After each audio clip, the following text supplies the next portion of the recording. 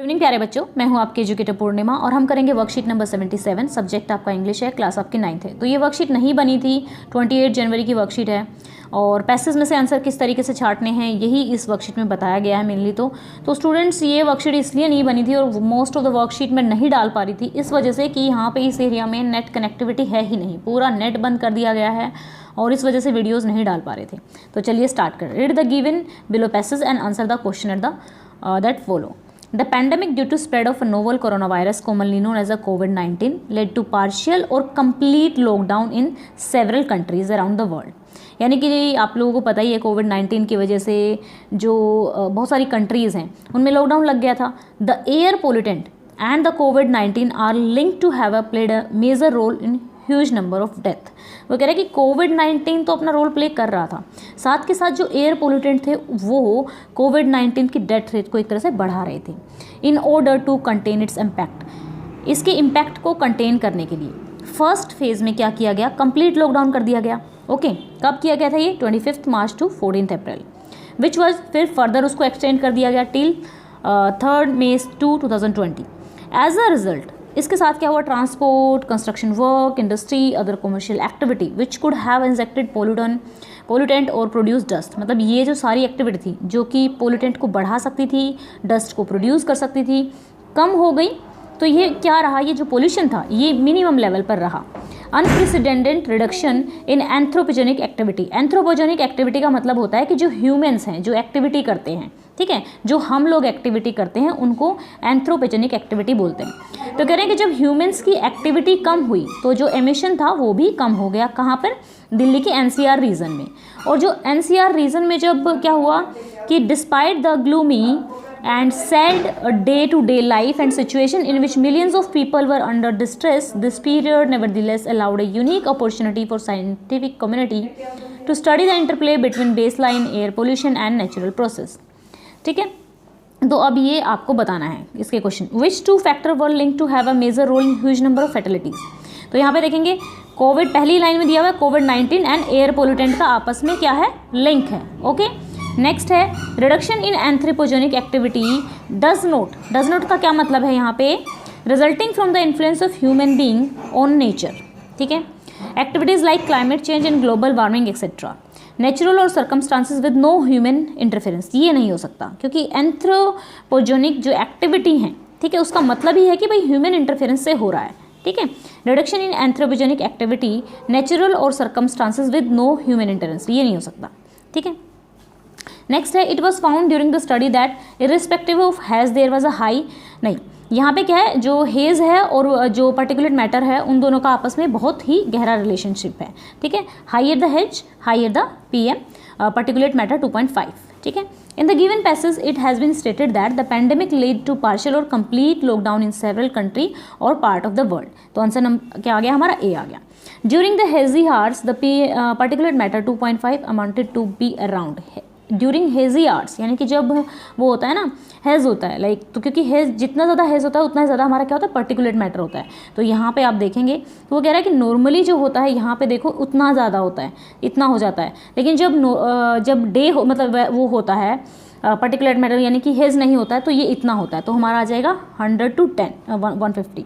ठीक है, next question है choose the option that list statement that is not correct. The air quality improve during lockdown. ये बिल्कुल ठीक है कि जो एयर की क्वालिटी है लॉकडाउन में पोल्यूशन होने की वजह से अच्छी हो गई है। Reduction in human activity did not bring any change in the value of emission.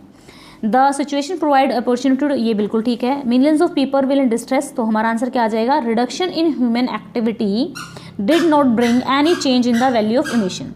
ऐसा नहीं है, जो ह्यूमन एक्टिविटी हैं जो कम हो गई तो जो इमिशन का रेट है वो भी कम हो गया। तो ये कह रहा है कि कोई चेंज ही नहीं हुआ, तो ये गलत है यहाँ पे। ठीक है, लेकिन ये हमारा आंसर होगा। ओके स्टूडेंट्स, अनअकैडमी ने कॉम्बैट कंपटीशन लॉन्च किया है 10th क्लास की प्रिपरेशन के लिए। ये कंपटीशन क्या है, इसमें क्या क्या बेनिफिट मिलने वाले हैं, ये मैं आपको बता देती हूँ। तो पहली बात, कोई भी इसमें पार्टिसिपेट कर सकता है, फ्री है।